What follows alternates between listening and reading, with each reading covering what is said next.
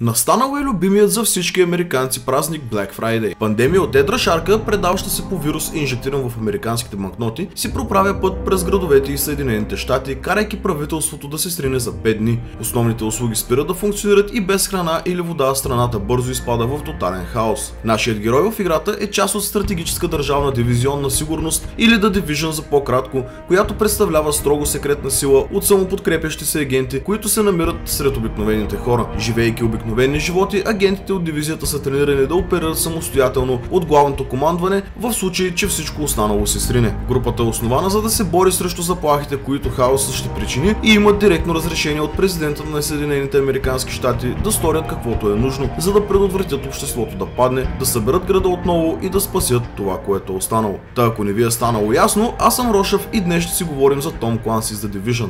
Играта, официално обявена на E3 2013 година, започва своята разработка през лятото на 2012 и обявена за пускане на 7 февруари 2014 година. В началото на 2014 година обаче играта бива отложена, тъй като Ubisoft имали огромното желание да прехвърлят играта на новият енджин, наречен Snowdrop, който бил създаден ексклузивно за следващото поколение конзоли и PC, изключвайки Wii U. През юни 2014 година The Division бе показана на E3 2014 с дата на излизане краят на 2015 година. На 12 май 2015 година обаче Ubisoft отново отлагат играта и този път слагат твърда дата 8 март 2016 година. И ето ни тук, 16 месеца след първоначално обявената дата, Ubisoft най-накрая решават да пуснат играта, която мнозина мислеха, че никога няма да излезе или ще се превърне в поредният Half-Life 3 мит. Въпреки това обаче, играта наистина се появи и аз, като горд собственик на колекционерското издание, още от сега ще ви спомня и ще ви кажа, че почти няма да намерите нещо, което да не ви хареса в играта. Казвам почти, защото както всички масивни мултиплеер игри, и тази имаше своите проблеми с връзката в началото, но това за щастие беше само за няколко часа, колкото Ubisoft да си стъпят на краката. Но стига празни приказки, време е за ревю. Действието на играта се развива в разгара на кризата в Манхатън. Отвореният свят на играта е с разрушително естество и почти всеки един предмет, стена, постройка или каквото и да било, което бъде оцелено, може да се разруши изцяло или частично, без значение към какво или към кого се целиш. Вашата мисия, както можете да се досетите от началото на това ревю, е да върнете реда, да разследвате източника на вируса и да го спрете.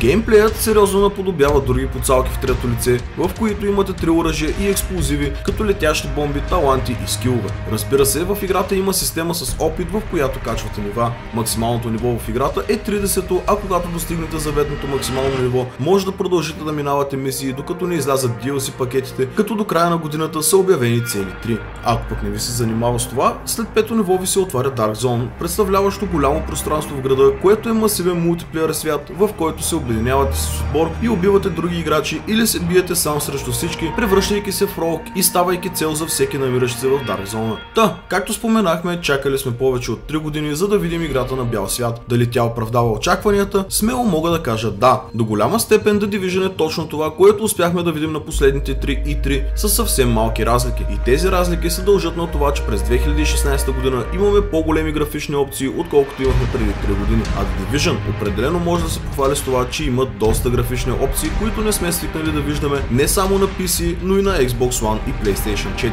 И не ме разбирайте погрешно, това никак не е нещо лошо, а дори напротив. Фактът, че един девелопър си е направил труда да даде възможността на крайният потребител да си конфигурира настройките на играта до степен, до която никоя друга игра не ни е давала, си е доста страхотен и невиждан. Тези настройки, които обаче Ubisoft трябваше да добавят, може би са за кастомизация на героя. Библиотеката с това как може да ти изглежда героя е наистина бедна, но пък за сметка на това играта компенсира с много други неща. А сега да поговорим за отделните звена на играта. Графиката на играта е уникална. Не съм се чувствал в толкова перфектна постапокалиптична атмосфера никога и дори Fallout може да завижда на Ubisoft за това, което са постигнали с отрочето си. Атмосферата не просто те вкарва в Нью Йорк, но и размера на картата, който е 1:1, ти дава усещането, че играта е гигантска. Динамичното време пък е една от функциите, на които рядко отделям внимание, но този път ми се наби стабилно на очи, поради простата причина, че можеш да усетиш абсолютно всяка една промяна в него. Когато завали сняг, например, играта става коренно различна. Всяка снежинка си има свой път и посока, а движението на снега пред екрана е свръхреалистично. Другото нещо, което ще ви направи впечатление са автомобилите. Има леко отворена врата на кола, няма проблем. Веднага я затваряме, когато минем плътно до колата. Другото интересно нещо, което лично на мен ми направи огромно впечатление е, че колите се накланят спрямо това къде стоите върху нея. В този ред на мисли, ако сте в предната част на колата, то предните амортисьори веднага потъват под тежестта ви.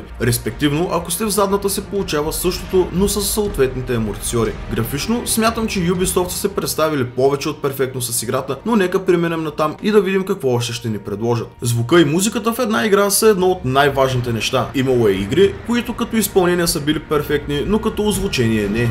За щастие The Division не е от този тип игри. Музиката перфектно галя атмосферата на играта и никога нищо не е прекалено високо или ниско. Всеки звук е перфектно синхронизиран с случващото се на екрана, което е и обяснимо предвид факта, че играта бива чакана от толкова време. Геймплеят не е за всеки. Играта има строги RPG черти, които няма да понесат на всеки. Има таланти, скилове и способности, които трябва да се следят внимателно. Някои се отключват с вдигане на нива, други с апгрейдване на главния щаб на JTF. Лично аз се влюбих в начина, по който се държи героят ти по време на игра. Фактът, че трябва да използваш повече тактика, отколкото група сила, е нещо, което лично аз съм чакал от шутър от ужасно много време. Искате да преминете от един кавър в друг по-далечен? Няма проблем, насочете мишката натам и задръжте копчето контрол. Веднага героят ви ще започне да се придвижва тактично натам, получавайки минимален демидж. Разбира се, няма как да не отделим в това ревю малко приказки и за мултиплеера на играта. Нека да започнем първо с пресичащите се мултиплеер елементи. По време на главните мисии няма да виждате други играчи, освен ако не сте в отбор с тях. Единственото място, където ще се засичите с